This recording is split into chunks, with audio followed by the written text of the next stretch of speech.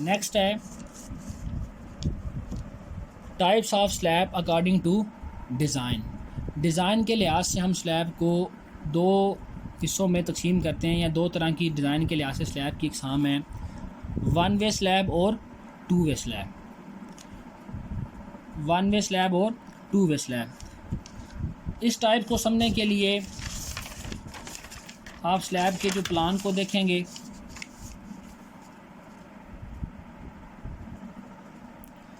For example हमने ये एक रूम है, इसकी स्लैब को डिज़ाइन करना है, तो इसमें जो लॉन्गर मेजरमेंट होगी, लॉन्गर डायमेंशन होगी, इसको आप लेंथ या विड्थ में आप स्लैब की मेजरमेंट्स को नहीं लेते। जो ज़्यादा पैमाइश होगी इसको आप लॉन्गर स्पैन और स्मॉल एल वाई से उसको डिनोट करेंगे, और जो शॉर्टर स्पैन है उसको आप स्मॉल एल एक्स से डिनोट करेंगे। स्लैब को डिज़ाइन करते हुए आप लेंथ और विड्थ को जो है वो कंसिडर नहीं करते, आप लॉन्गर स्पैन और शॉर्टर स्पैन की सेंस में स्लैब को डिज़ाइन करते हैं। तो वन वे स्लैब कैसी होगी कि अगर इफ़ेक्टिव लॉन्गर स्पैन और इफ़ेक्टिव शॉर्टर स्पैन की जो रेशो है वो ग्रेटर दैन 2 हो, तो ऐसी स्लैब को आप वन वे स्लैब कहेंगे। कि अगर आप लॉन्गर स्पैन को और शॉर्टर स्पैन की आप निस्बत लेते हैं, लॉन्गर स्पैन को शॉर्टर स्पैन पे डिवाइड करते हैं, तो इसकी जो वैल्यू है वो 2 से ज़्यादा होगी, तो ऐसी स्लैब को आप वन वे स्लैब कहेंगे। दूसरी जो स्लैब की टाइप है वो है टू वे स्लैब डिज़ाइन के लिहाज से।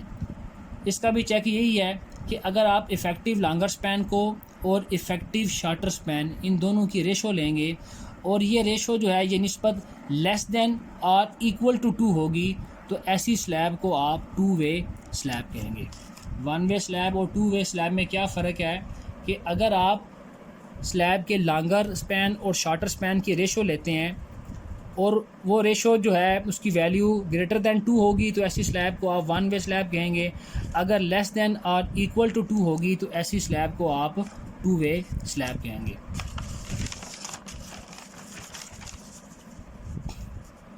नेक्स्ट है कि design steps for RCC one way slab. तो जो आज का हमारा टॉपिक था वो भी वन वे स्लैब के रिलेटेड ही है। तो अगर आपने वन वे स्लैब को डिज़ाइन करना है, इसका प्रॉब्लम जो आपने सॉल्व करना है, तो इसके जो है वो तकरीबन टोटल इसके 8 स्टेप्स हैं। 8 स्टेप्स के अंदर जो है वो स्लैब को हम डिज़ाइन करते हैं। सबसे पहला फार्मूला या पहला स्टेप क्या होगा? Effective span calculation. Effective span क्या होता है?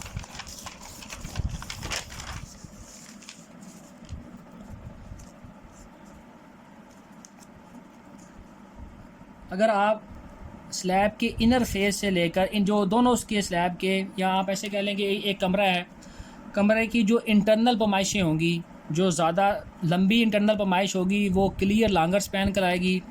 जो छोटी पैमाइश होगी अंदर से रूम की या बिल्डिंग की, वो क्लियर शॉर्टर स्पैन कहलाएगी। और जो इफ़ेक्टिव स्पैन है, इफ़ेक्टिव स्पैन बेसिकली कहते हैं, इफ़ेक्टिव स्पैन का मतलब होता है कि distance between centre to centre of support. एक स्पोर्ट के सेंटर से लेकर दूसरी स्पोर्ट के सेंटर तक। अब ये जो ब्लू ब्लॉक आपको नज़र आ रहा है, बेसिकली ये रूम है, इसके लिए आपने स्लैब को डिज़ाइन करना है। और जो ये आपको साथ में ऑफ साइड नज़र आ रहा है ब्लैक लाइन की शक्ल में, ये जो है ये स्लैब के वज़न को सहारने के लिए बीम प्रोवाइड किए गए हैं। तो बीम किसका काम करेंगे? स्पोर्ट का काम करेंगे। तो एक स्पोर्ट के सेंटर से लेकर दूसरी स्पोर्ट के सेंटर तक जो पैमाइश होगी, ये पैमाइश इफ़ेक्टिव स्पैन कहलाएगी।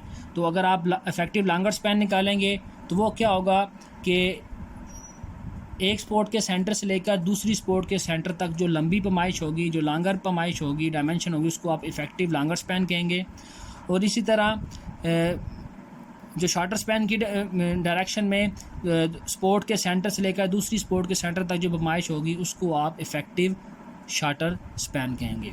तो अगर आपने स्लैब को डिज़ाइन करना है तो सबसे पहले आप स्लैब का इफ़ेक्टिव स्पैन निकालेंगे, क्योंकि हम स्लैब को क्लियर स्पैन के ऊपर डिज़ाइन नहीं कर सकते। अगर आप क्लियर स्पैन के ऊपर स्लैब को डिज़ाइन करेंगे तो स्लैब वज़न को स्पोर्ट्स के ऊपर कैसे ट्रांसफ़र करेगी।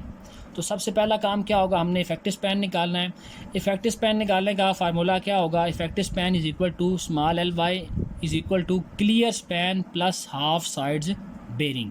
आपने क्या करना है कि क्लियर लॉन्गर स्पैन के अंदर दोनों तरफ जो सहारे हैं, सहारे जो है बीम स्लैब के लिए दीवार भी हो सकती है और बीम भी हो सकते हैं। तो आपने क्या करना है, अगर आपने स्लैब को दीवारों की मदद से सहारना है उसके वज़न को, तो आप क्या करेंगे, इफेक्टिव लॉन्गर स्पैन निकालने के लिए क्लियर लॉन्गर स्पैन के अंदर हाफ थिकनेस ऑफ वाल एक साइड से प्लस कर देंगे और दूसरी साइड से भी आप क्या करेंगे, हाफ थिकनेस ऑफ वाल स्लैब के लॉन्गर स्पैन में प्लस कर देंगे।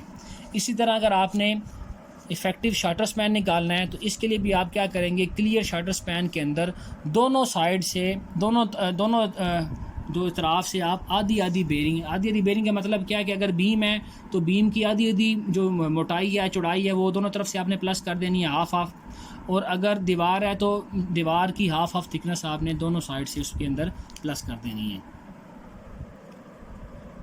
इसके बाद जो दूसरा स्लैब का डिज़ाइन स्टेप होगा वो होगा check for the type of slab. Effective span निकालने के बाद हम ये चेक करेंगे कि जो स्लैब हम डिज़ाइन करने जा रहे हैं वो 1 वे स्लैब है या 2 वे स्लैब है। तो इसका आप चेक कैसे करेंगे, इफ़ेक्टिव लॉन्गर स्पैन और इफ़ेक्टिव शार्टर स्पैन की आप रेशो ले लेंगे, और अगर रेशो 2 से ज़्यादा होगी तो उस स्लैब को आप 1 वे स्लैब कहेंगे। जो थर्ड स्टेप क्या होगा, रफ हाइट ऑफ स्लैब या rough depth of slab calculation. तो अगर आपने 1 वे स्लैब को डिज़ाइन करना है, 1 वे स्लैब के अंदर 2 स्पैन होते हैं, लॉन्गर स्पैन और शार्टर स्पैन। 1 वे स्लैब को हमेशा जो है वो शार्टर स्पैन के ऊपर डिज़ाइन किया जाता है। उसके पीछे लॉजिक क्या है कि अगर आप लॉन्गर स्पैन के अंदर डिज़ाइन करेंगे तो लॉन्गर स्पैन में जो स्लैब की मोटाई आएगी, थिकनेस आएगी, वो ज़्यादा होगी, जिस वजह से जो कास्ट है उसके अंदर इजाफा हो जाएगा। और अगर आप उसी स्लैब को शार्टर स्पैन के with respect to shorter span design करते हैं तो स्लैब की जो हाइट है या थिकनेस ऑफ स्लैब जो है वो कम आएगी। तो अगर आपने स्लैब को डिज़ाइन करना है, तीसरा स्टेप क्या होगा, rough depth of slab calculation. Rough depth को आप टोटल हाइट भी कहते हैं, इसको आप एस से डिनोट करते हैं। ये किसके बराबर होगा, effective span by 25, effective span over 25। तो हम 1 वे स्लैब को डिज़ाइन कर रहे हैं, 1 वे स्लैब के अंदर 2 स्पैन होते हैं, लॉन्गर स्पैन और शार्टर स्पैन। तो 1 वे स्लैब के अंदर शार्टर स्पैन को डिज़ाइन किया जाता है। उसकी एक वजह तो ये है कि अगर लॉन्गर स्पैन पर डिज़ाइन करेंगे तो स्लैब की हाइट ज़्यादा आएगी, और दूसरा क्या है, जो लोड की इंटेंसिटी है वो लॉन्गर स्पैन में कम होगी, शार्टर स्पैन में ज़्यादा होगी। तो अगर आप लॉन्गर स्पैन पर डिज़ाइन कर देंगे तो स्लैब जो है शार्टर स्पैन के अगेंस्ट स्लैब जो है वो फेल हो जाएगी। तो 1 वे स्लैब को हमेशा शार्टर स्पैन के ऊपर डिज़ाइन करते हैं। तो अगर स्लैब हमारी है सिंपली सपोर्टेड है तो उसकी आप हाइट कैसे निकालेंगे, h is equal to span by 25। Span आपने कौन सा लेना है, इफ़ेक्टिव शार्टर स्पैन, उसको 25 के ऊपर डिवाइड करेंगे तो यहाँ से हमारे पास स्लैब की टोटल हाइट आ जाएगी, जिसको आप थिकनेस ऑफ वाल भी कहते हैं। अगर स्लैब जो है वो कैंटिलीवर है, एक साइड से स्लैब जो है वो फिक्स है, दूसरी साइड से वो जो है फ्री है, तो उसकी आप हाइट कैसे, उस स्लैब की हाइट ज़्यादा रखनी पड़ेगी क्योंकि उसके नीचे जो है वो सपोर्ट एक है। तो उसकी हाइट आप कैसे निकालेंगे, स्पैन बाय 12 से।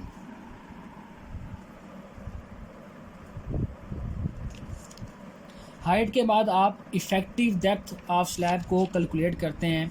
स्लैब की इफ़ेक्टिव डेप्थ से क्या मुराद है, तो इसके लिए हम स्लैब के क्रॉस सेक्शन को देखेंगे। स्लैब के आउटर फेस से लेकर इनर फेस तक, अपर एज से लेकर लोअर एज तक जो हाइट होती है इसको हम टोटल हाइट कहते हैं। स्लैब के अपर फेस या अपर एज से लेकर स्लैब के लोअर फेस तक या लोअर एज तक जो हाइट होती है उसको हम टोटल हाइट या रफ डेप्थ या थिकनेस ऑफ वाल कहते हैं।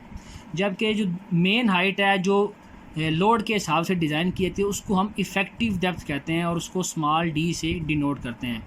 इफ़ेक्टिव डेप्थ का मतलब क्या होता है या इसको किस तरह डिफ़ाइन करते हैं, ये स्लैब के अपर एज से लेकर मेन बार के सेंटर तक, स्लैब के टॉप एज से लेकर मेन बार के सेंटर तक जो वर्टिकल डिस्टेंस होगा इसको हम इफ़ेक्टिव डेप्थ कहते हैं और स्मॉल डी से इसको डिनोट करते हैं। तो टोटल हाइट के बाद आप इफेक्टिव डेप्थ की वैल्यू निकालेंगे। इफेक्टिव डेप्थ की आप वैल्यू कैसे निकालेंगे कि टोटल हाइट में से आप कंक्रीट कवर को, कंक्रीट कवर क्या होता है कि आप स्लैब के नीचे और राइट साइड पे भी, लेफ़्ट साइड पे भी और अपर एज पे भी और लोअर एज पे भी हम कंक्रीट की एक लेयर प्रोवाइड करते हैं जिसका मकसद स्टील बार को रस्टिंग से बचाना होता है। उस लेयर को हम कंक्रीट कहते हैं। तो टोटल हाइट में से हम क्या करेंगे, कंक्रीट कवर को माइनस कर देंगे तो हमारे पास इफ़ेक्टिव डेप्थ की वैल्यू आ जाएगी। स्लैब के अंदर कंक्रीट कवर कितना होता है, 0.75 इंच से लेकर 28 मिलीमीटर तक। अगर आपने FPS सिस्टम के अंदर प्रॉब्लम को सॉल्व करना है तो स्लैब में कंक्रीट कवर आप कितना लेंगे, 0.75 इंच। और अगर आपने SI सिस्टम में, सिस्टम इंटरनेशनल के अंदर या MK सिस्टम में प्रॉब्लम को सॉल्व करना है तो जो स्लैब में कंक्रीट कवर आप यूज़ करेंगे वो 28 मिलीमीटर होगा।